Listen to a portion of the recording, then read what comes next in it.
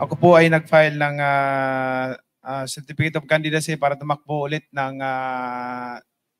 senador at ipagpatuloy ang aking advokasya para labanan ang korupsyon. Nung 2022 presidential elections, isa kayo dun sa naging hardest critic ni dating nung nooy candidate na si Ferdinand Marcos Jr.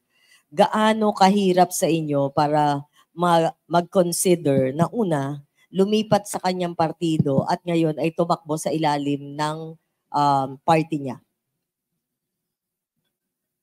Hindi naman po nag-criticize ako ng todo sa ating Pangulo. Ang tinanong lang ako ng media noon na about sa korupsyon. Sabi ko, kung may ninakaw, dapat ibalik. Kung may ninakaw, ang konstitusyon natin, ang gobyerno natin kailangan ng due process. And then sa aking pagkakaalaman, bayan, siguro sa habang panahon, ito, imulat natin ang mga mata natin dahil may matatalino naman tayo. Imulat natin. Lagi nating sinisisi ang pamilya Marcos pagdating sa korupsyon.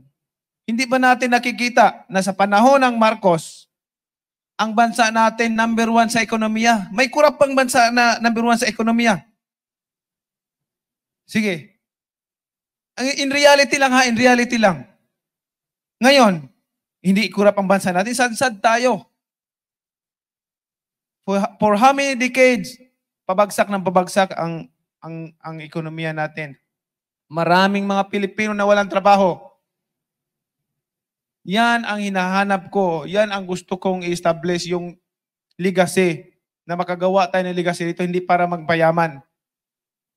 At nakita ko ang programa ng Pangulo dito sa bagong Pilipinas na magkaroon ng trabaho ang bawat Pilipino, umasinso ang pamumuhay ng bawat pamilya.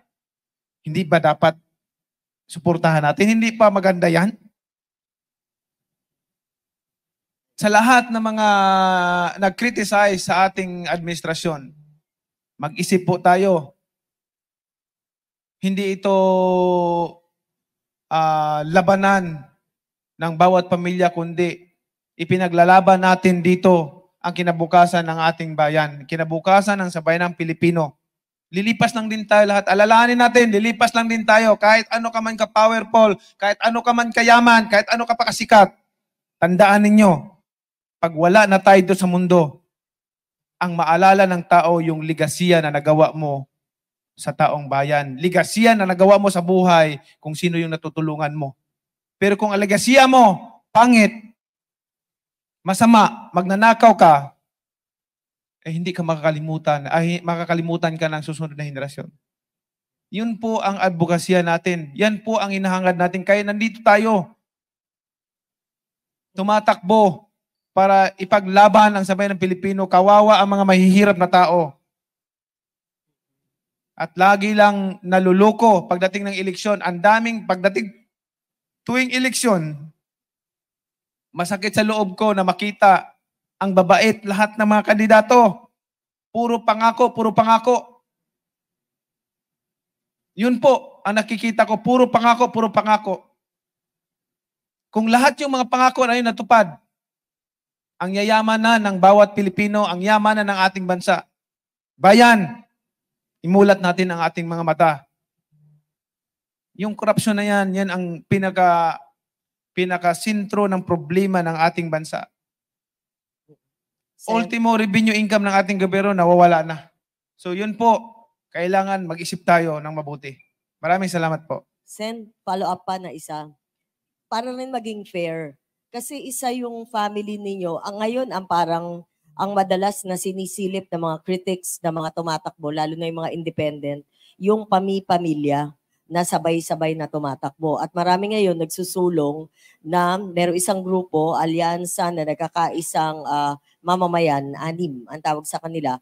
Nagko-compile sila ngayon ng mga political families na sabay-sabay na tumatakbo at plano nilang kasuhan. Ano po masasabi po ninyo dito? Yan po kasing tinatanong ninyo na about sa dynasty.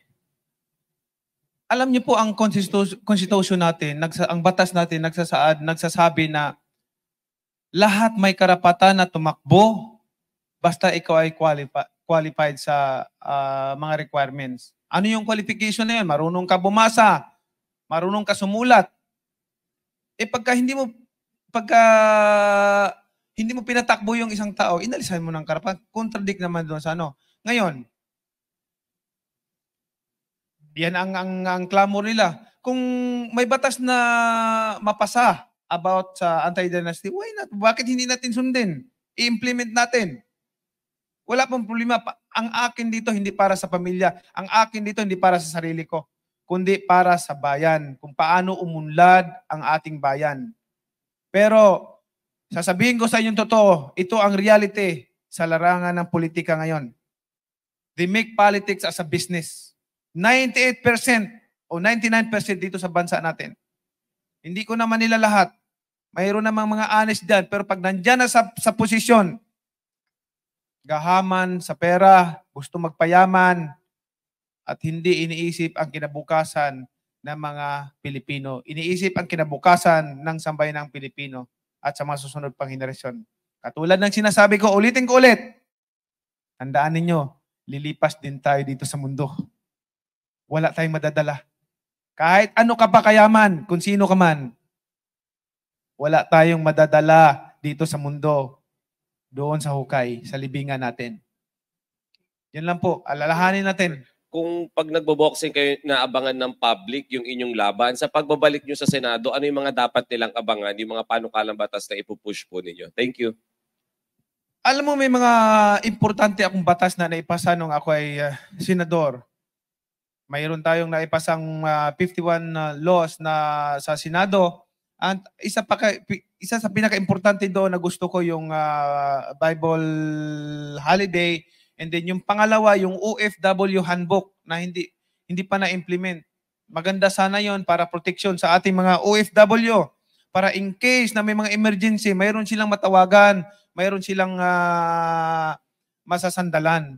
Dapat, I'm hoping na magkakaroon na ng budget at ma-implement na yung OFW handbook. Maraming salamat po sa inyong lahat sa pagkakataon na to.